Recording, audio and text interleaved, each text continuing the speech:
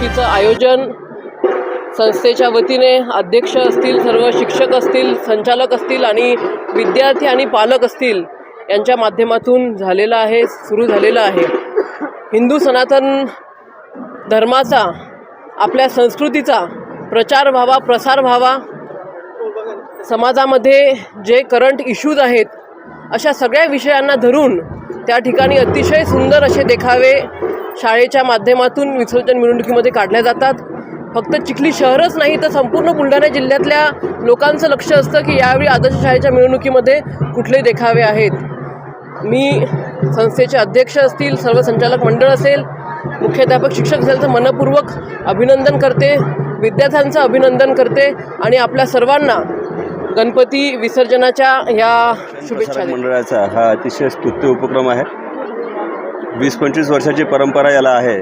खरं तर ज्यावेळेस लोकमान्य टिळकांनी हा गणेशोत्सव सुरू केला त्यावेळेस अपेक्षा हीच होती की सर्वांनी एकत्र यावं, एकत्र येऊन सर्वांनी आपापले मतभेद विसरून श्री गणेशाच्या चरणी विलीन होऊन प्रगती करावी, विकास करावा।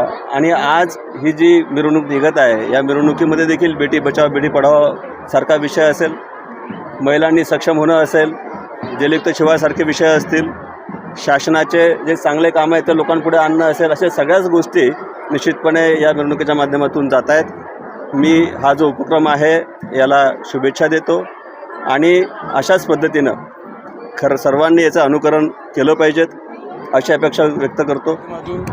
जवळपास मागील 25 वर्षापासून दरवर्षी या ठिकाणी गणपती बसवले जातात। प्रत्येक वर्गामध्ये गणपती असतो आणि प्रत्येक वर्गाचा एक देखावा ज्याने समाजाचं काहीतरी उद्बोधन व्हायला पाहिजे असे करंट इश्यूवर, जे आपल्याला ताईने सांगितलं की करंट इश्यूजवर या ठिकाणी प्रत्येक वर्गाचा एक देखावा या ठिकाणी असतो।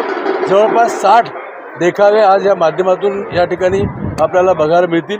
अख्ख्या महाराष्ट्रामध्ये अशी कुठेही ही परंपरा कुठेच नाही जी आदर्श विद्यालय चिखलीने या ठिकाणी मागील 25 वर्षापासून जोपासलेली आहे आणि ती विद्यार्थी आणि शिक्षकांच्या, कर्मचाऱ्यांच्या, संचालकांच्या माध्यमातून आणि सगळ्या लोकप्रतिनिधींच्या माध्यमातून या ठिकाणी सुरू आहे। लोकांचा सुद्धा याला चांगला प्रतिसाद आहे आणि लोक याच्यातून काहीतरी घेतात। मी मागच्या वेळेस पण म्हटलं होतं, यावेळेस पुन्हा सांगू इच्छितो की ह्या मीडियाच्या माध्यमातून महाराष्ट्रातील सर्व शाळांना असं आवाहन करू इच्छितो की महाराष्ट्रातील प्रत्येक शाळेने ही परंपरा त्यांच्या शाळेतसुद्धा कायम करावी।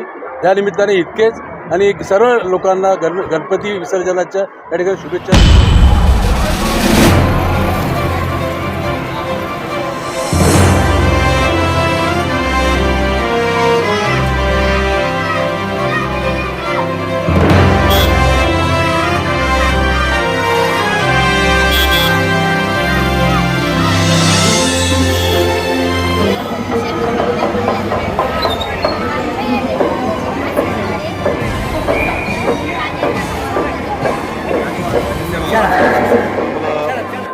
सहभागी होण्याचा आम्हाला बहुमान मिळाला, याबद्दल मी आयोजकांचे धन्यवाद मानतो।